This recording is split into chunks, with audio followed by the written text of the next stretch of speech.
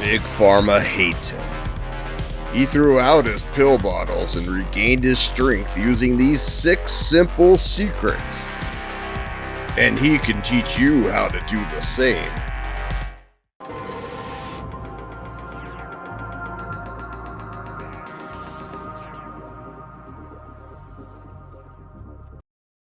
In most cases, you don't really need supplements or special tricks for fasting, but if nothing else, it will help you keep occupied. The first few times I fasted, all I did was think about food, and I just couldn't wait for the fast to end.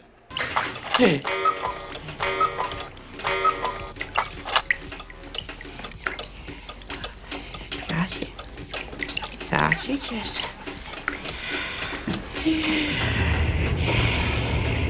First off, most meds can't be taken while fasting or they cause issues of some kind. So work with your doctor on how you can safely stop them. Dr. Spaceman. I was afraid this might happen. You know, he's on so many different neuroleptics and tricyclics that there's no telling how they'll mix. But what can you do? Medicine's not a science. But if you can't stop them, you still may be able to work around it. It is okay to have butter or cream while fasting, which is called a fat fast, by the way. So you may be able to take your medication with butter or cream if it requires food. This will also save you stomach upset, which can occur when you take meds on an empty stomach, or when you take supplements on an empty stomach if there's some reason you absolutely have to. Even if there are trace carbs in cream, this is okay, because the fat will keep insulin from spiking too high. In fact, it'll be totally negligible. And you may think that carbs will break a fast, but it's the high insulin that breaks ketosis, and that's what makes you hungry. And only protein is going to stop autophagy, and both of these effects are separate from each other. And believe me, that's true about protein and autophagy, because the whole purpose of autophagy, as far as your body is concerned, is to scavenge protein in order to make new cells, because your body still has to make new cells even when you're fasting. There's also fillers in every tablet and capsule you take, and that means essentially all medications and supplements are going to cause problems, and especially a few exceptions I'm going to talk about. That's why I mainly take my supplements in the powder form, because even if they sometimes have a little bit of filler, it's far less than you would get in any medication or supplement, which you get in a pill or a capsule. That's true even of the better brands too, and unfortunately this problem isn't getting any better over time, it's getting much worse. In order to satisfy the vegan agenda, magnesium stearate is now often replaced by rice powder as a filler. Not only is rice powder going to instantly spike insulin and drive up your hunger, but it's full of arsenic as well. Arsenic is one of the worst contaminants possible, and it's unavoidable in grains. That was true even in ancient times, but it's much worse today. And the highest levels are found in rice, which is very vulnerable to mining and farming runoff because it's grown basically in a pond. Unfortunately, the entire planet's farmland has been exposed to mining activity and banned arsenic-based pesticides that were in use for decades and decades. In the water supply, arsenic causes cancer even at tiny levels and has been traced to many cancer epidemics in small areas. And there's really no reason to think that it's any safer when you eat it instead of drinking it. They taste like burning. A common question I get is whether you can take collagen or BCAAs while fasting. The answer is no, though there are some exceptions. First off, what do you expect is going to happen? Will you build collagen while fasting? Probably not, because you don't really build a lot of lean tissue when you're fasting. You just replace what you're losing for the most part. And in fact, taking collagen powder in your coffee is a complete waste regardless of whether you're fasting or not, because it takes a full meal to stimulate protein synthesis. And without that, your body's just not going to build any collagen. And you also have to break down the collagen before it can be recreated as collagen inside the body. You don't just absorb it whole. So it's not only a waste to take it while fasting, But if you take it without other food at the same time, it's just a waste, period. This is important to realize, and it's seldom talked about by the many influencers who promote collagen supplements. And I think the main reason they promote it so much is just because it's expensive and it supposedly makes you look better. But there's other things you can take that are much better than that, and I'll get to that in a little bit. Now with BCAAs, or branched chain amino acids, there's even more issues. These amino acids can be turned into glucose in the body, and they actually raise insulin too. So it's definitely not a good idea in most circumstances. On the other hand, leucine has some very interesting properties, so taking leucine on its own during a fast may be worth experimenting with, if you're already a seasoned faster anyway. Leucine has been shown to instigate muscle protein synthesis even while you're fasted, so it's possible this could be a way to slow muscle loss on longer fasts. However, it would require sophisticated instruments to be sure that it's actually working. So don't just go whole hog and do this for months on end. If you do try it, do it carefully and then decide as you go if it's actually working or not and get back to us. Leucine also breaks down into HMB, which is known to have muscle sparing properties. While this will only result in a small amount of HMB creation, it's a signal molecule which is only usually found in very small amounts in the body, and it may make a difference because of being used as a signaling molecule. Glycine is also an interesting amino acid. Glycine won't break your fast, it's slightly sweet, and during a fast it can actually protect your collagen from being cannibalized by cortisol. Glycine is also useful in the creation of collagen, and it's almost always the limiting factor in collagen production, especially in the modern diet where we shy away from protein-rich broth, not to mention chicken and pork skin. Next time you're thinking about buying collagen, get some glycine instead. You'll not only spend far less money per pound, but you'll get far more benefit out of it. If you take glycine while fasting in order to avoid catabolism, try putting it in some water and sipping throughout the day. It is slightly sweet and quite pleasant, and taking it in small amounts like this will keep you from having side effects like sleepiness, and it will ensure you always have some in your bloodstream. And you could also put that in some cream, and that's actually really delicious.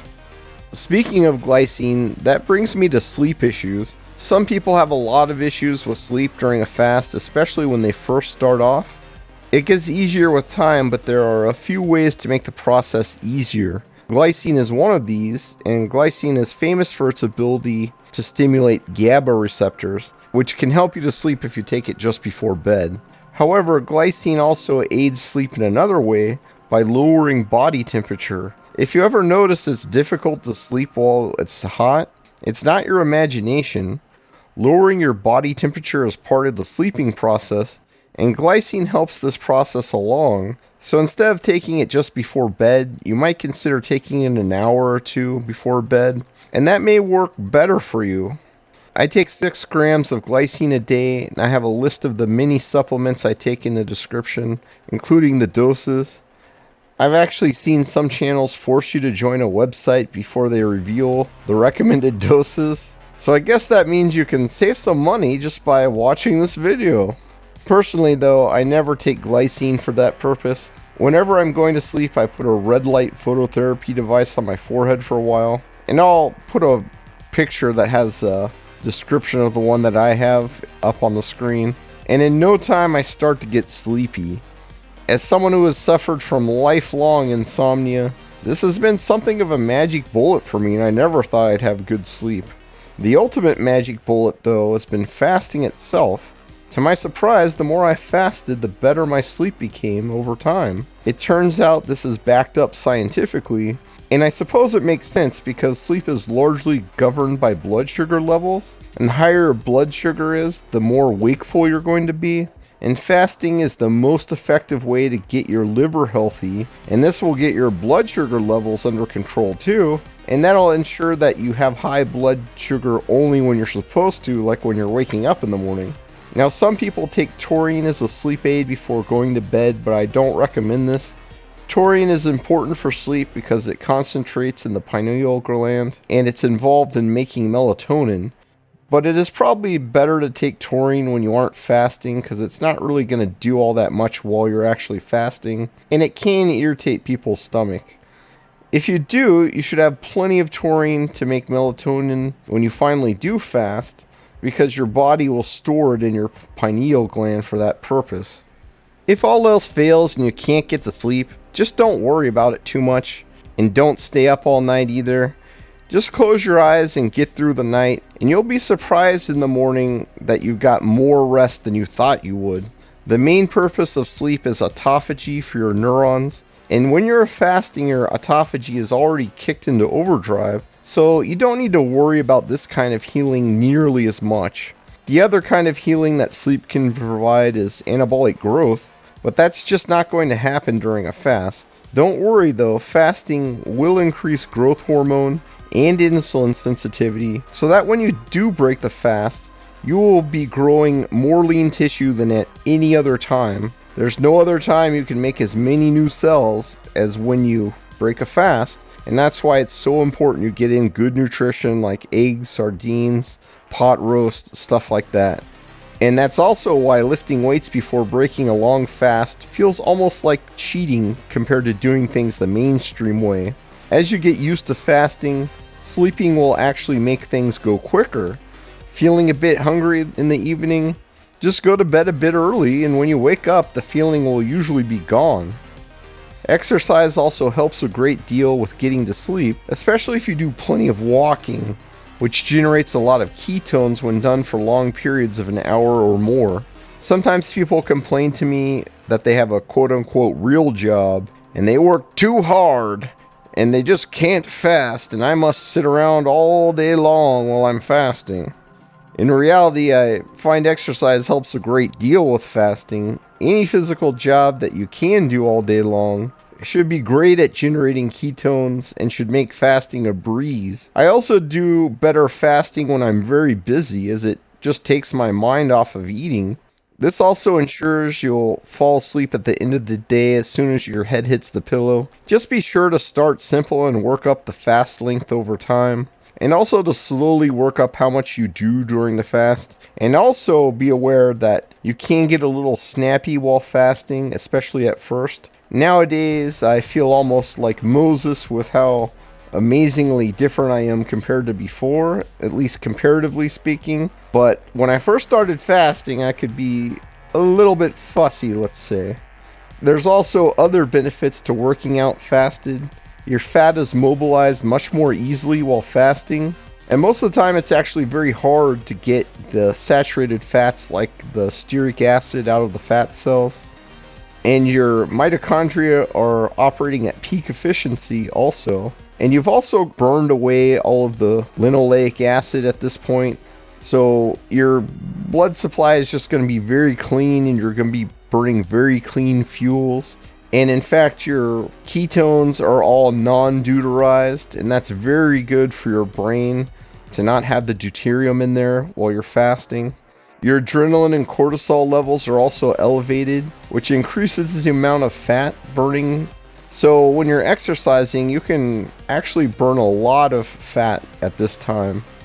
This is relatively unknown, but exercise can also slow your metabolism over time, not just because of burning lean tissue, but because your body adjusts its energy burning based on both income and expenditure of energy over long periods of time. Fortunately, when you're in a deficit for short periods of time, such as when you're fasting 36 to 96 hours, this just doesn't apply. So the bigger the deficit, the better, and that's why fasting is always better than calorie counting for weight loss, because you're going to have to diet for weeks on end to lose a couple pounds, and by the time you do, your metabolism is already going down. Or you could just fast a couple days and get the same results and have your metabolism go up instead. This makes fasting a good time to burn off as much fat as you can with cardio.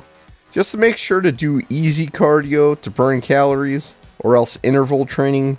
Don't jog for long periods, because this raises cortisol to extreme levels, because this causes you to burn carbs instead of fat, and it will cause a lot of catabolism, so please no jogging. Even outside of fasting, you just shouldn't be jogging. People often talk about fasted cardio as if it's magic, but it's really during long fasts that it becomes very useful as a tool for fat burning. Just fasting a few hours then doing cardio probably won't do much more than any other form of cardio. But if you commit to long walks or hikes during a weekly extended fast, you can shed fat incredibly quickly. The more you exercise, the more electrolytes you're liable to lose. While some suggest taking a mix of electrolytes every single day, this tends to push out your iodine and zinc due to osmosis, and in most people these are critically low already. Sodium causes you to retain water and also other electrolytes, and insulin causes you to retain sodium, so you do tend to lose electrolytes while fasting because insulin goes down. However, if your insulin is high, then your electrolytes are probably higher than they should be. This is really what drives inflammation, and that's why I only take a pinch of salt while fasting, and even then only if I feel weak or excessively tired. That is the only one that I take, or else potassium bicarb mixed with vinegar, which has many health benefits. But in general, you don't need to supplement with other minerals, and it's better to get them from meat and seafood if possible. Or if you do supplement them, do it after the fast is broken. It's also important to avoid excess copper, especially from nuts. And eating a lot of plants in your diet can also screw up your mineral levels, so you may need to take more zinc. I probably get asked daily about coffee and tea while fasting, and no, they don't break your fast. Any kind of non-caloric tea or coffee is fine, and that includes cucumber water, lemon water, and an endless list of whole fruit infusions and teas. I have lots of tea. I have English breakfast, orange pekoe, lemon zinger. But if something does make you hungry, that means it wasn't safe. It may have hidden carbs that are not on the label, which is legal if the serving sizes give half a carb or less, or if they're a sugar alcohol. That's why packaged things with many ingredients are always bad while fasting, and they're usually just bad, period, and you just shouldn't be having them. On the other hand, don't think coffee and tea are good for you either. The more I read, the more bad things I see about coffee. And sachets of tea generally have around 6 milligrams of fluoride each, and the green teas are even worse. So while I see the appeal, maybe you should resist the urge to have a tea. You know you want to dunk, so why don't you dunk me? Come on, lick my bag. Ultimately, a water fast is the ideal if you can manage it. People don't like to hear it, but sweeteners are bad too, even the natural ones. All of them are bad, and the more reactive they are, the sweeter they are, and the more damage they do. Aspartame is about 1,000 times more sweet than glycine, and the damage it does is also exponentially worse. So glycine, which is not very sweet, is not glycating at all, while glucose is glycating, and fructose is very glycating, and aspartame is pretty much infinitely more damaging, and it reacts with everything, including your DNA. In fact, even the tiniest dose of aspartame will directly damage your DNA. So-called natural sweeteners are also bad, including sugar alcohols. These are supposedly non-caloric due to the liver being unable to process them easily, but this is actually damaging to the liver. When mice are given large doses, they develop liver damage, and that means that even tiny doses are also bad for you, and it's going to cause insulin resistance. They are also not truly non-caloric, as they can be converted to fructose in small amounts, and even to sorbitol. And sorbitol is a very harmful chemical that should never be in the body, and it's unfortunately used as a sweetener too. And stevia also has issues, and it's not good for your liver. In short, anything that's a sweetener is simply going to be bad. You can take vinegar while fasting, though it can upset your stomach in some cases because it's acidic. I like to neutralize the acidity with potassium bicarbonate, and together they work even better than they do alone. They deacidify the body and they clean out the digestive tract at the same time. This may seem counterintuitive because it's an acid, but actually it gets burned up inside of the cells, and then all that's left over is the bicarbonate, and that's what your kidney actually uses to deacidify the body. And doing so in the kidney is harmful to the kidney, so it's a really good thing that you can do this. MCT oil is also something to consider. It increases ketones, which reduce hunger, and they also lessen the need for the body to rely on blood glucose. So this makes fasting easier, and it also makes it safer in case you're worried about your blood sugar going low. Fasting has endless benefits, and I've dedicated this channel to elucidating them, and there's many videos talking about them now, about 100. And almost everyone can do some fasting. If you didn't die in your sleep last night, you can probably do some fasting. And if things go badly, just have a low-carb meal and dive right back into the fast. Never give up. Never surrender. Oh, shut up. No. Never give up. Never surrender. I like to break my fasts with sardines, pot roast, or fondue, but the possibilities are endless. I need more sausages. I like sausages. When you do break your fast, every meal should be low carb and very easy to digest, so things like pot roast and broth are ideal. This keeps your insulin down and will also keep the hunger down. Fasting isn't always easy, but if you can make it through and put in the time fasting, then like me, you will probably have all kinds of unexpected and unlooked for benefits. But even fasting can't fix every problem. What year is this?